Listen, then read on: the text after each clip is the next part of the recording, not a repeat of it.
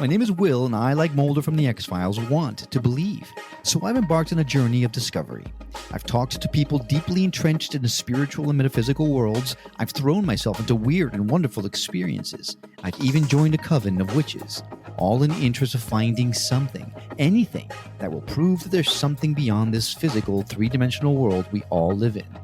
This is the Skeptic Metaphysician. Hey everyone, welcome back to another episode of the Skeptic Metaphysician. Karen, I think I need to change that cadence. It's like the same thing every show. It is, and it's kind of round. Well, you know, I am kind of round. Oh, that's kind of my your thing. That's my personality, baby. Well, Karen, I'm excited to have you back on the show. It's been a couple of days, a couple of weeks that you abandoned me to my own wiles. Never a good thing to leave me on my own. Oh, I think you did just well on your own. Well, I appreciate that, but you haven't heard the shows yet. Just wait.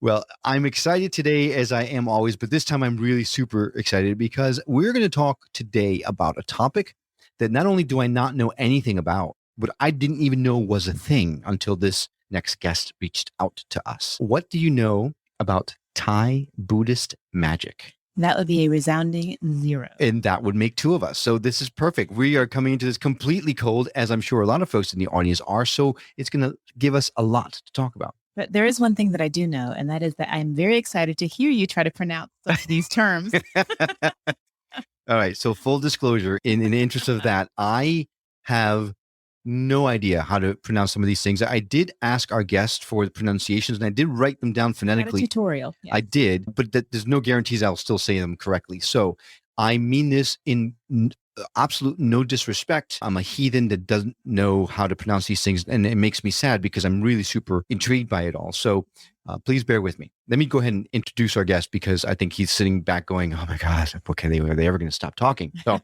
our next guest has years of experience and training with inner door secrets of Thai Buddhist magic. That starts us off right on the right foot, right? I love it. After he became a Mofi in Theravada tradition, I forgot to ask him how to say that. I hope I did not butcher that, but we'll find out in a second. After he became a Mofi in Theravada tradition, he then had the privilege of studying under Rinpoche and lamas from Bonpo Tibetan lineage, where he became a lama through initiation. Karen, you are laughing. I'm saying these right? You are. Yes, you are. Okay. And you're trying so hard. It's very sweet. Well, I mean, kind of giggle inside and a little bit on the outside. It's important. I want to be respectful. It is. Absolutely. Now, in continued learning, he's now a formal student in the, Mao Shan sect of Taoism under High Priest Yang in Malaysia. But wait, there's more.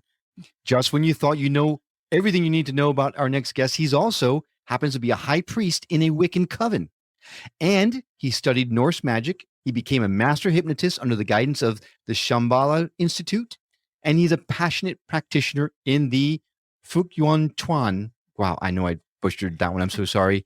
And a Seshem level Reiki master, among many other titles. Needless to say, this gentleman is very magical. And I have to say, just, we see him on screen right now. And after that description, you would think he's going to be like 78 or something. And he is not at all. He is very accomplished at a younger than you would expect age to be so accomplished. It's very, truly, truly impressive. This young gentleman by the name of Sadhu is our next guest on the show. Sir, thank you so much for coming on the show. And I am so sorry if I ruined any of those terms. You actually got Fukyuan Tuan correct. Hey! Did I really? You just made my day. You worried that you butchered it, but you got it correct. I was very worried. So thank you for your coaching and for your patience and your understanding in my attempts at saying these names. But most of all, thank you for coming on the show because this is a topic we've not touched on before. And it's super intriguing because I don't know anything about it. So, I mean, let's just level set. Talk to us about Thai Buddhist magic. What is it? How did you get into it? And how does it differ from all the other types of magic out there? What Thai Buddhist magic is actually isn't Buddhist at all if we're going to split hairs on it. So it originates from Siam, which is what modern day Thailand is now. But in Siam, pre-14th century, you had a lot of animist traditions, very similar to the nature practices of a lot of, what we would call shamanism of various different indigenous tribes and cultures. And in these animistic traditions, they had what were known as different Wicha, which were magical systems. So to give you a brief example of one, a Hun Peon or Hun Peon is a robot guardian. So they were often made from the straws of basically grass and different like auspicious or like special woods. And they would construct this using a specific Wicha, certain kata, chants, incantations, and lunar and solar cycles to create a magical spiritual robot. So a little guardian that in, let's say if you're going by like Wicca traditions, you have like, these bottles that are supposed to be like witch bottles that'll take like a hit or like receive damage and then the bottle will break. So this is the Thai equivalent would be the Hun Peon. And it's this little figure. And, they're made in all Judaism, kind of different ways. Sorry, I believe the Kabbalah talks about golems, right? That do the same thing. So. Very similar, very similar. So we have these different Wicha, which a lot of them were passed down in oral tradition. So they're not written down per se. And what's sad is a lot of these styles of magic are slowly being lost as we modernize, such as the path of the Lersi or the Ruisi, which are these hermit sages that live mostly in like the northern forest tribe areas. And they're kind of like very interesting in their own way because they wear vests that are made from tiger fur and they use a lot of plant magic and a lot of charm magic and they follow these sages, these Lersi. And so they have a very specific flavor, but there's like maybe less than 20 genuine Lersi alive today and none that are accomplished enough in that path to be able to pass on and teach the genuine old traditions. So the Lersi are something that we're going to see in the next coming decades as being a thing of the past. It's dying out. There's no one to learn that anymore. But with the Thai Wicha specifically, you have these animist traditions that basically kind of ties in with the Burmese a concept of Nat worship. And what Nats were these spirits of the land that they would often ascribe to like coconuts. And so it would be very strange because you would see these people like offering, these incense and candies and things and talking to these coconuts. And it's like, okay, like, this is a little bit odd. I'm not too familiar with it. But in actuality, the coconuts. Like full coconuts? Yeah, like full coconuts or like carved coconuts, just like the shell? Like a whole coconut. Huh. Oh, wow. And so this would become like a dwelling, like a home for the gnat. And they would call these gnats. And the reason why they gave the term gnat originating was because gnats would, when they do these offerings and stuff, the flies would come and they would eat the food. And they would say, these are the spirits of the gnats eating the food, consuming the food. Now, whether you wanted to go in depth on that or not is like irrelevant, but that's like that practice and how it relates to like, the pre-14th century aspect of Siam magic. So then you had the king of Thailand around the 14th century at that point had decided that we're going to be Buddhist now. And that's what, Theravada Buddhism is Thailand that's a form of Buddhism. It's very specific to Thailand, just like Soto Zen is Chinese. Mahayana, Vajrayana come more like you see those in Cambodia, Malaysia, Vietnam, and places like that. And then Tibetan Buddhism is its very own thing, which is Bon Po. And so Bon Po actually predates all forms of Buddhism. Bon Po is the oldest form of Buddhism. It was Buddhism before it was ever called Buddhism. And this is where it gets a little bit weird. Bon Po is said to come from masters that come from, I think it was like the 125th or something dimension. So like, more than we could possibly comprehend. I can't comprehend more than 3. Right. Imagine Yeah. 25.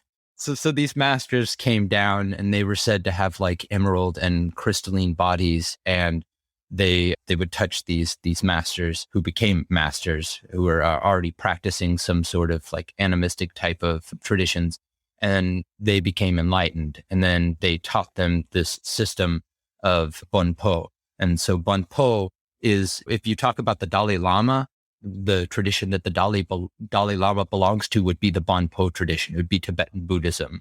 And so a lot of these different types of Buddhism, they're all kind of going towards the same path working, and that is using the mind and body to attune to a more crystallized consciousness, very similar to yoga and Vedic traditions. And what we're doing with that is we are learning how to maintain the body. We're learning how to actually use the body, and thus we can build a body when it comes to like magic. Magic's merely a distraction on the path of enlightenment, but it can be a fun distraction. The Buddha even said this. That's really interesting because I spent some time in Tibet years ago, and I remember going to Lhasa, and there's a temple, I guess. It's been a while, but the way that the people were, I don't want to say worshiping, but whatever you want to call it, it involved their whole body, where they would, at all ages, get down, just lay down flat, get back up, and then walk for ways and then do it again. And they would make this kind of procession around the temple, stopping, every, I don't know, maybe 40 or 50 steps to lay down, get back up, and then keep walking. It was really interesting. That's called prostrating. Yeah. Right. Now, but I hadn't seen it like in motion or, as part of like a whole thing. It was fantastic. yeah. I've heard of what you just said before. I've heard that the magical aspects become a distraction when the enlightened yogis actually, it's a nuisance to them. The miracles that they're able to perform, levitation, all that kind of stuff. In the yogi tradition, which I assume is very different though than what you're talking about. So I want to kind of clarify. When people think magic, at least here, right, in this country, magic, you think of a top hat and a cape and an assistant, and he pulls his top hat out and pulls a rabbit out of it and does a magic wand, that kind of thing. This is not what we're talking about here, right? Magic with a CK is very different than what the illusions that we are subjected to in this country, right? It's a lot more spiritual in nature, right? Can you shed some light into the differences? Some of these magical practices that we are performing, all it is a place marker for an internal state and aligning to an internal state. And what I mean by that is when we have these fetish objects and totems and these things that we're working with, these rituals that we're constructing and creating, we're actually using that as a physical marker to get us into a specific state of consciousness, samadhi or samadhi, depending on which Eastern concept you're going by, these altered states of higher consciousness. Now, when you're able to tie to specific things in those states, certain effects will blossom and happen.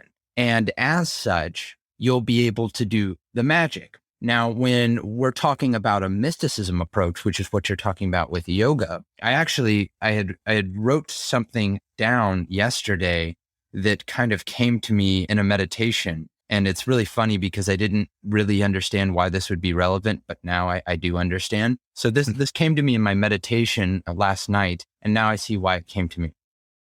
What people call mysticism isn't all that mysterious. Really, it's just a spectrum of awareness. Through that awareness, we can tap into other realms and dimensions by shifting our perspective on that spectrum. The way of doing that just boils down to learning how the body and mind work. It's not some elaborate secret, and we often overcomplicate things because we approach it as mysticism and magic and not as a spectrum of awareness that we can direct our focus across. Most people marvel at the paranormal because they don't understand the phenomena.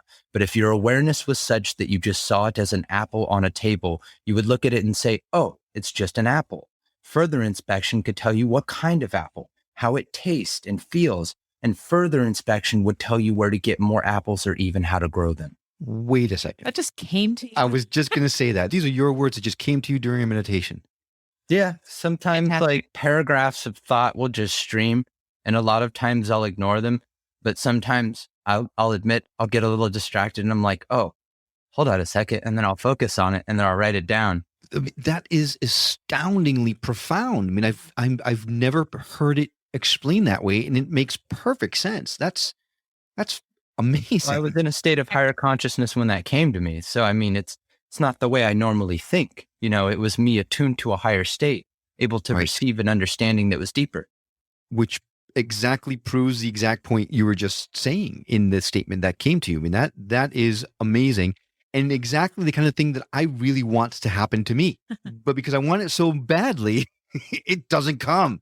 One of my masters, he's one of the high Rinpoches, and it's really funny because I was at the same place he was when he started in his journey.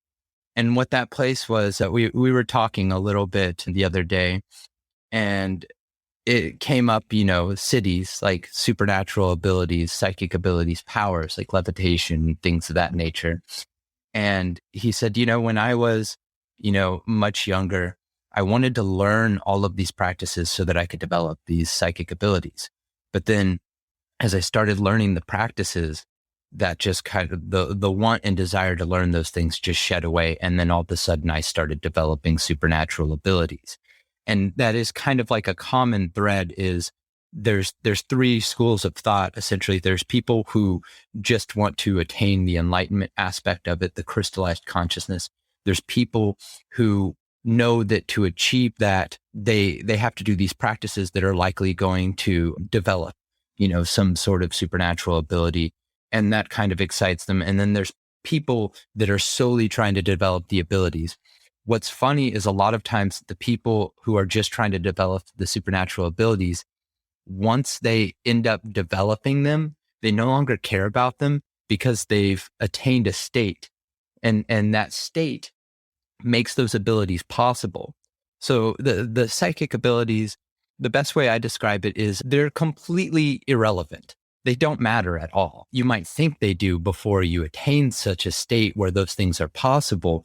But once you attain that state, you realize that's actually much more profound, so much greater than any sort of side effect, because that's what my master refers to them as. It's a side effect. You take a medication and there's always a list of side effects, right?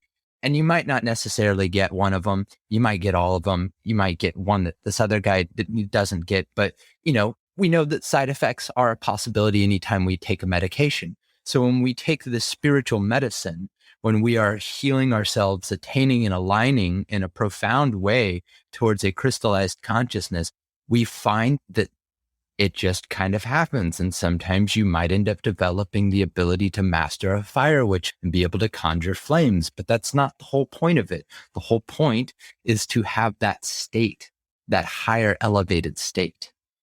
All right. Wait a second. Conjuring fire is a thing? Yes. I once met a monk who had a water witch, and what this water witch mastery was. So he would put his hands together in a prayer position, and he would meditate for some time, and then he would put his hands outward, and no sleeves, no tricks, and droplets of water would start pouring out of his hand and would come down the fingertips, and just like a little stream.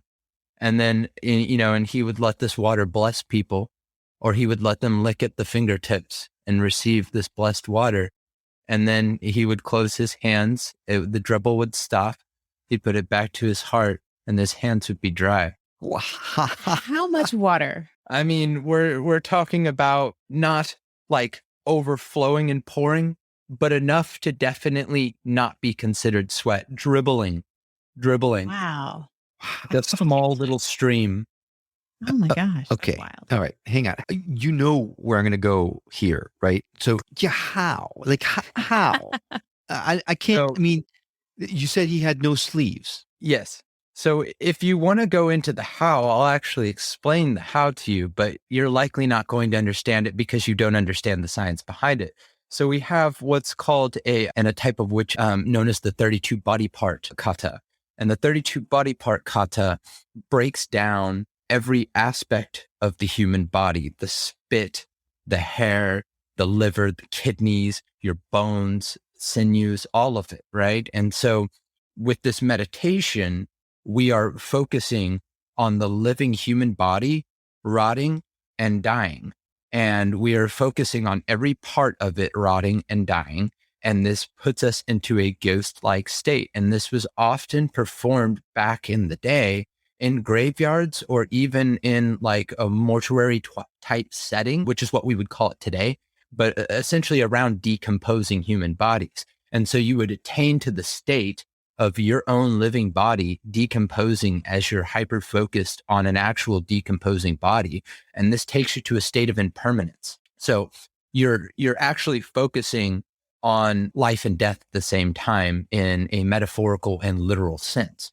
And by doing that, then you're able to break down the specific components of this life energy. So you're able to, I'm talking going on to like a quantum level where you're looking at beyond just how cells communicate with each other, but the space in between that, the actual communication as it would be. And so this is how we create a lot of like pray statues, Prai, spirit statues using like human ghost and various different like the Takian dryad spirits, like banana tree spirits and like different types of devas or like heavenly deities, how we call them, how we create them, how we build, these totem objects that we'll work with, right? So the 32 body kata and ritual and meditation, there's a bunch of, aspects to it. Like I said, it's a Wicha. So it's an entire magical system based on this one concept, which is the 32 body part. And so one of those aspects of it, which ties into what this monk was doing, the science behind that is he tapped into the Namapata. The Namapata is a kata, which is the mastery of 4 elements.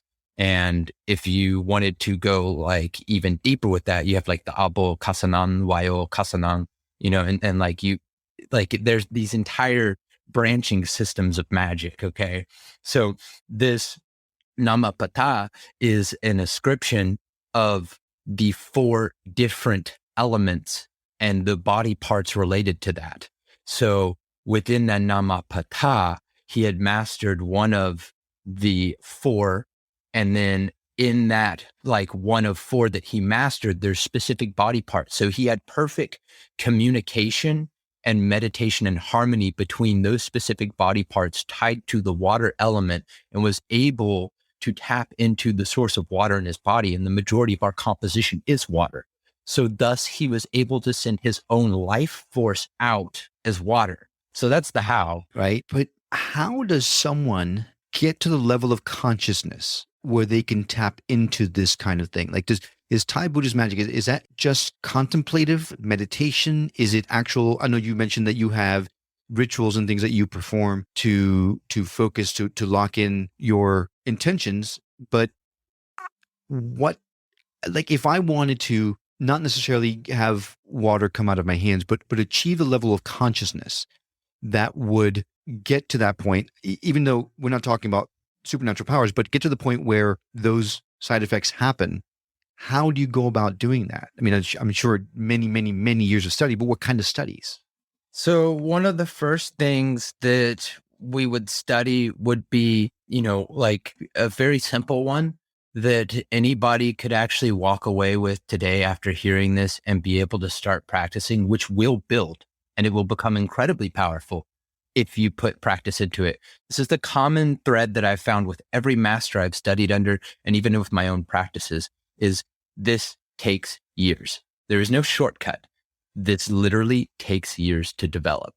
And one of the very simple meditations, but should not be underestimated just because it's simple, is a walking meditation.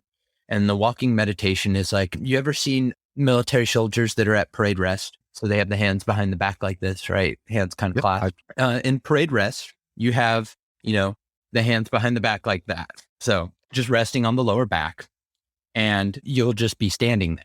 So in this walking meditation, we have the hands essentially at parade rest, and we are taking steps forward, keeping our body in good posture and alignment. And now here's the critical key here. You are going to simply put your awareness, and it's very, very simple. It sounds harder than it is, but it's actually very, very simple. So you just put your awareness to the bottom of your heel as your heel steps down, feeling every tendon, every cell, like the skin, the bone, all of it, just focusing your consciousness, just focusing your awareness as the heel goes down all the way till the foot touches at the tip, and then comes up with the other foot going down. And so this back and forth, just this regular walking motion, but feeling and being aware of every step, every minutia of movement as you're walking, all the way up the electrical impulses firing up your leg to the brain even sending those impulses. And so it may very well start with just focusing on feeling your feet as they walk, but it'll eventually build to you're feeling the impulse firing from the brain, telling the foot to walk, and the very motion of the foot walking. You're completely connected. And then this state of just samadhi, really, this elevated consciousness. So that's a walking meditation. It's very, very simple. Anybody can do it, but it takes practice to develop it to a very high level. And you can walk around, you can go to the mall and you can go and do things and be meditating the whole time. So you can have your shoes on when you're doing this. Yes, you can. Oh, okay. I just figured you'd need to be barefoot. Okay, good. You might have a better time Accessible. developing sensitivity barefoot, but you can definitely do it with shoes on. So then you are adept at lots of different things, right? We've been talking about one particular aspect of what your expertise is in, but you are also a Reiki master. You're also studied Norse magic, hypnotherapy. Was one practice not enough? Yeah, I love to learn and I love to experience. And it was never supposed to go to where it got. I started to learn one thing and then I became proficient in it. And then I got more curious about something else and I would put it down and I'd go to something else. And then I'd eventually find that in something new that I was doing, it related to something else. So then I'd go back and I'd pick that thing back up again. And it was just like, kind of across the board, leveling things up and picking up new things and then coming back and leveling things. And it just, before I realized it, I'd become proficient in so many different things, but they were all related. And I just didn't know that when I was learning the new things. So how is hypnotherapy related? And I think I have an idea, but I want you to tell me. So hypnotherapy actually comes from the ancient Vedic Vedanta sleep temples of the ancient seers of India. And so this was thousands of years ago. And you would have these prophets who would go and honestly, what they were using, if we're going to use a Western terminology, they were using neurolinguistic programming. They were using NLP, conversational hypnosis, and giving these cues and anchors to trigger delta state or coma state in these seers who were these women that were often very beautiful virgins. And they were considered to have this purity. And so they would go into this sleep-like dream state and they would be able to predict wars. They would be able to predict things that would come to pass and tell people's futures. And a lot of people would come to these seers to have their fortunes told. And all this really was just hypnotherapy. And they were tapping into a very deep state of higher consciousness. But when we're working with hypnotherapy, you see, in the Western sense, what we're doing is we're communicating with the subconscious mind. Now, what's interesting when you introduce the mysticism and magic to it, because the Western traditions of hypnotherapy today are just one component of an entire system. And so once you learn how to communicate with the subconscious mind, well, then you realize you just learned how to access the fourth dimension. And through accessing the fourth dimension, that's where we are able to manifest with imagination, with play, real, tangible things that can manifest in reality. So we have to learn how to engage with our imagination to know that the color, vibration, and frequency that we're using to communicate with the subconscious mind can become something tangible, which can then have an outward reflection and simply become. So, Will, you're going to laugh at my question. You probably know what it is. So I struggle with meditation. I'm tried it off and on several times and I just can't stop thinking, can someone use hypnosis to help someone learn how to meditate? Yes. I mean, that is definitely a thing, but I would more so recommend, a lot of people have a misconception of how meditation should be. And what was really a struggle for me in the beginning was any kind of stillness meditation, any kind of sitting meditation. And I think most of my students have the same issue. And that is why I get them doing Qigong. So think of Tai Chi, right? So Tai Chi comes from Qigong. Tai Chi is a meditation. It's a very deadly form of martial art, but it is also at its core and root, a very powerful meditation that can crystallize your consciousness and evolve you and bring you to enlightenment. See, the Bodhi, he once said that martial arts is just for you to learn to survive long enough to attain enlightenment. So it's something that will lead you to there, but it'll also protect and defend your life force as well while you're trying to attain enlightenment.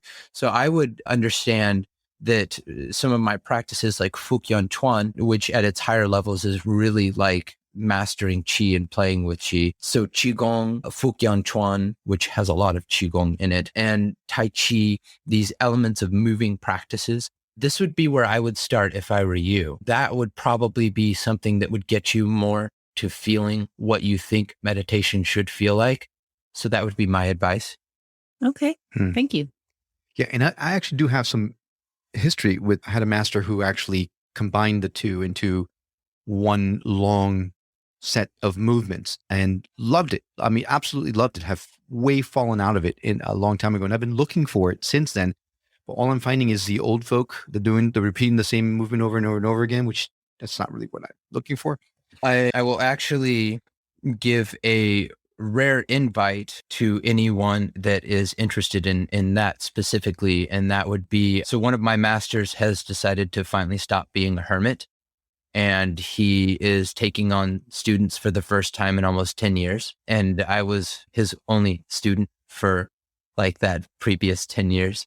So it's very exciting for me because I'm like, oh, y'all are going to get your stuff messed up so hardcore and you don't even know it. So if anyone is interested in reaching out to me, whether it be for my own teachings and things, or to get in contact with my master to learn the Qigong specifically, that's what he would teach, is the Qigong. I would definitely give that information. Well, that would be amazing. And anything that you give to us, any links or any way to get in contact with you specifically, we'll certainly add to our show notes so people can go directly to the show notes and click a direct link to it. So it makes it easy. Incredibly wonderful offer. And that's it makes me very excited. The big question is that not only does this show go out across the United States, but it's also on several radio stations outside of the US. It's in UK and Ireland specifically. So if someone was interested, I mean, these classes, are they in-person classes? Are they done by long distances?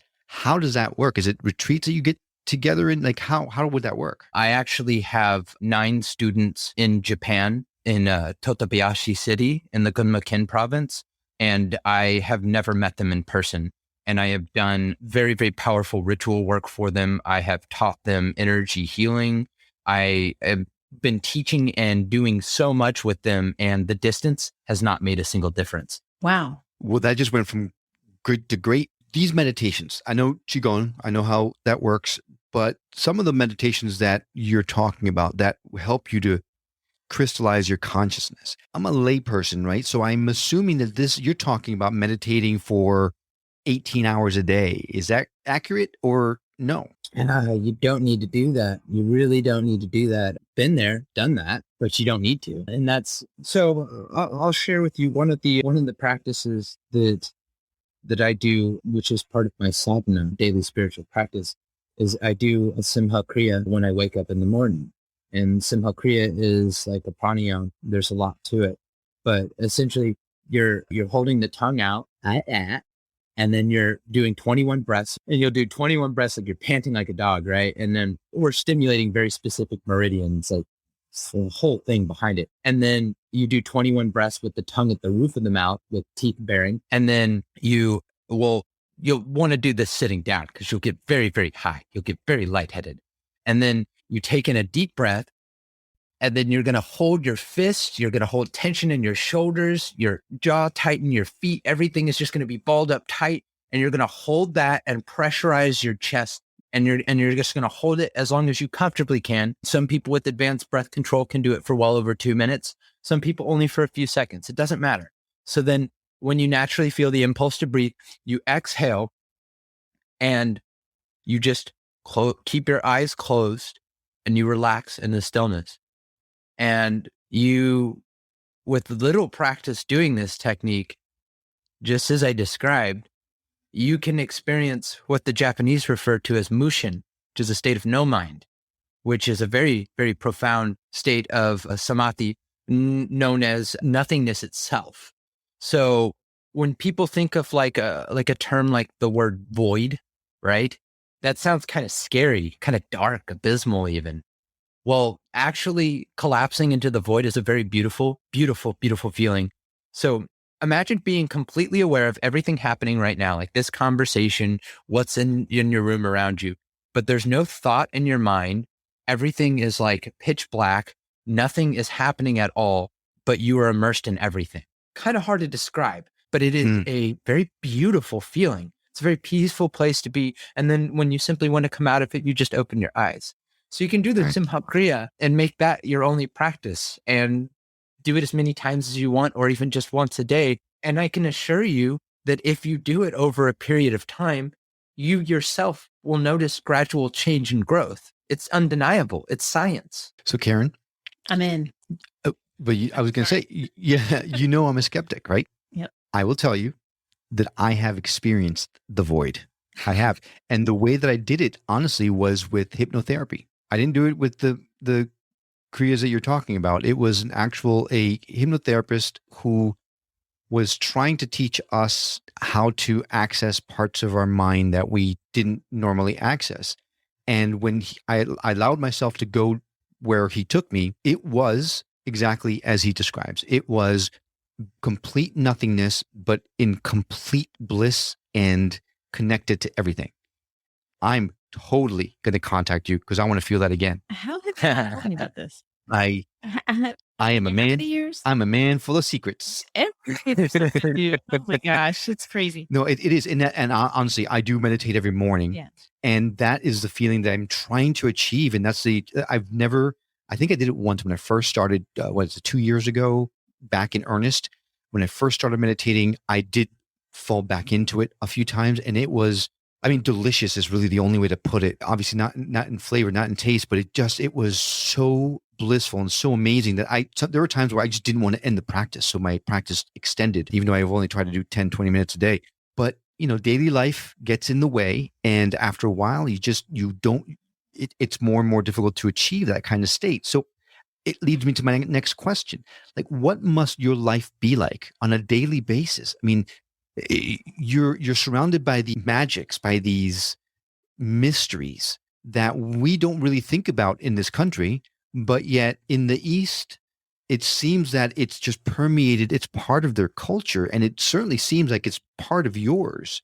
So what is a day in the life of Sadhu Da? Like, what does that look like?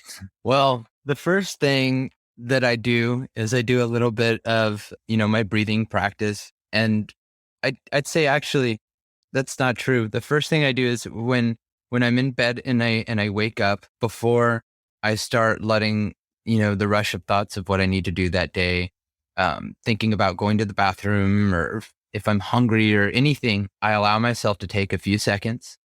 I allow myself to just lay there and just be aware. And then I will get up.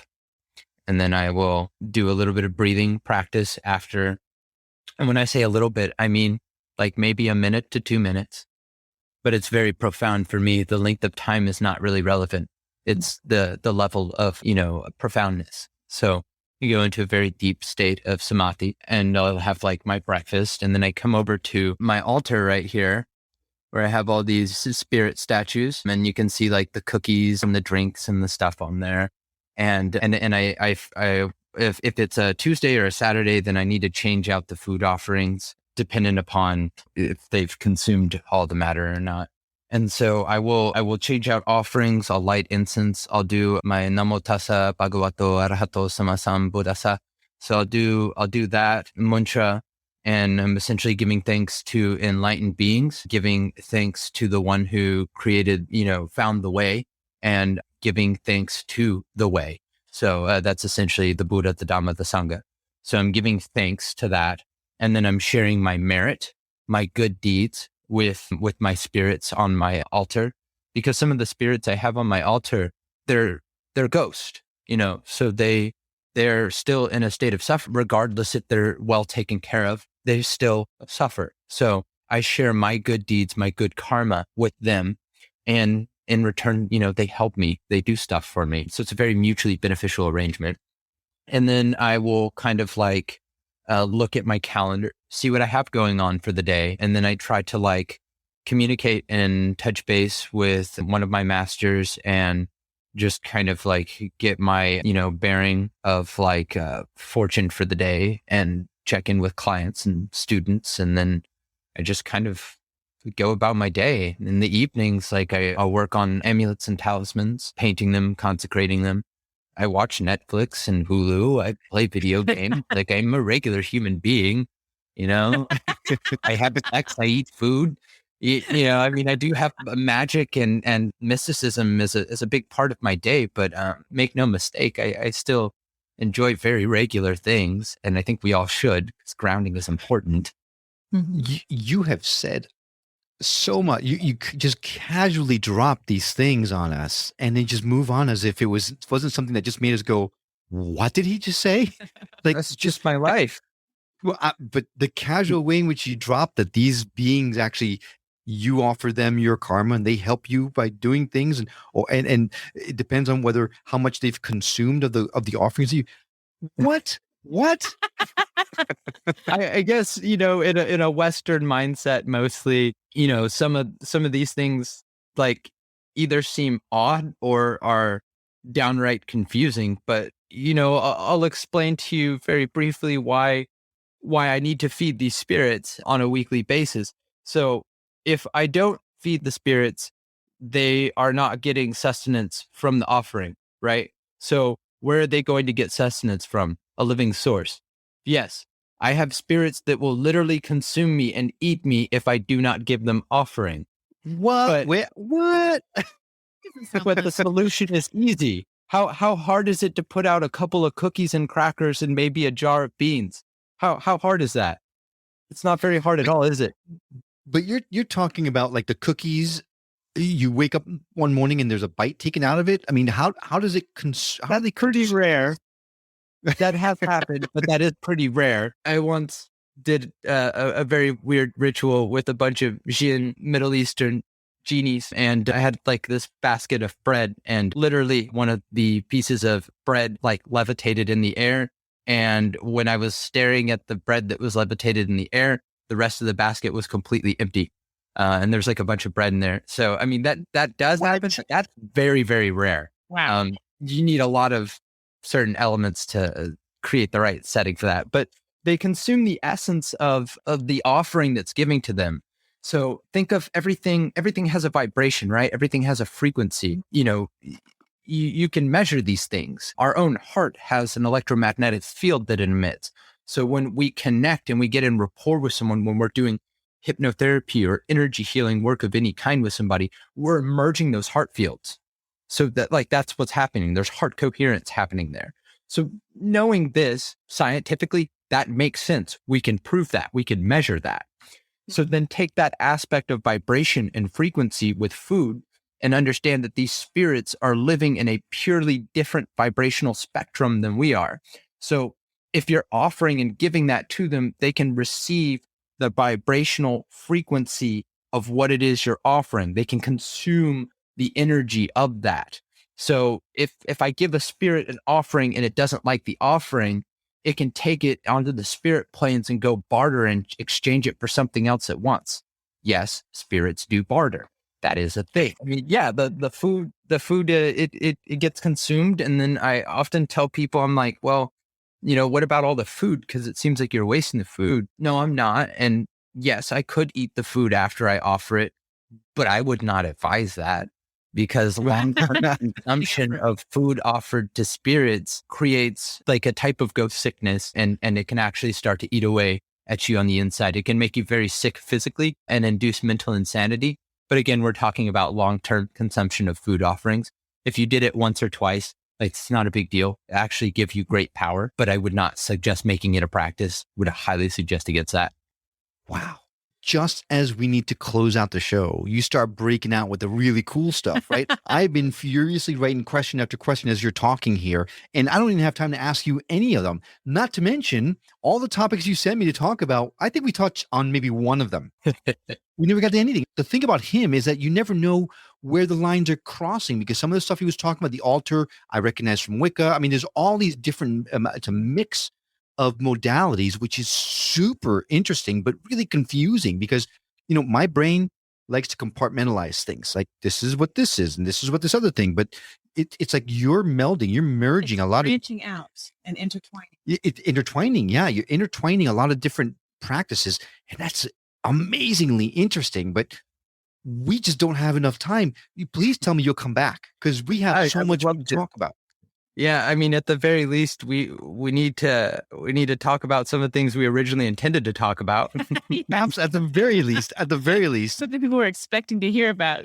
I mean, this is absolutely fascinating, like mind-blowingly fascinating. So yeah, we've got to have you back. So thanks for being open to it. Again, if someone wants to reach out to you to take classes from you or to ask you questions and things like that, what's the best way for someone to do that?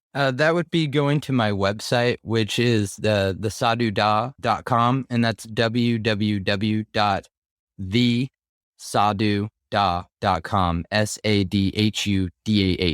Okay, I will put that on our direct show notes link so that you can actually go to our show notes and click on that, and it'll take you directly to his website. I strongly urge you, if anything in this conversation has resonated with you, this gentleman is truly remarkable. I'm in awe. I'm absolutely in awe. So Sadhu Da, thank you so much for coming on the show. It's been a pleasure. Thank you for having me. And Karen, thanks for just sitting here and listening and saying nothing. No, thanks for experiencing this with me. It has been fantastic. It's been a true experience. Yeah, absolutely. I think I need to go get a drink or something. and I definitely want to thank the listener for coming along on this journey of discovery, because this has been super interesting and enlightening and fascinating. Hey, we'd love to continue our conversation with you on Facebook and Instagram. So please feel free to find us there under @Skeptic Metaphysician. You can always go to skepticmetaphysician.com. We have all of our direct links there. All of our social media platforms are linked. We'll also have our guests' website linked there. But you can also leave us a review and a voicemail directly on that site. So it's super easy. And as always, if you know someone that would benefit from hearing the messages we've shared on this show or any of our others, I hope you'll consider sharing us with that person. It will help grow the show and may just help someone else come to terms with the fact that there is so much more to this reality than we are really aware of. Now, if you missed any of our show today, don't worry. All of our shows, you can find them all on skepticmetaphysician.com. And you can become a member of the Skeptic Metaphysician community there for free and enjoy the added benefits of discounts from some of our past guests on their services, as well as a chance to never miss a show immediately once it's been published. So there's that plus. Karen, thanks so much for coming on the show with me today. Again, this was a fun one. It was awesome. Yeah, and I hope you, listener, have enjoyed this episode as much as we have. Sadly, that is all the time that we have for now. Thanks again, and we'll see you on the next episode of The Skeptic Metaphysician. Until then, take care.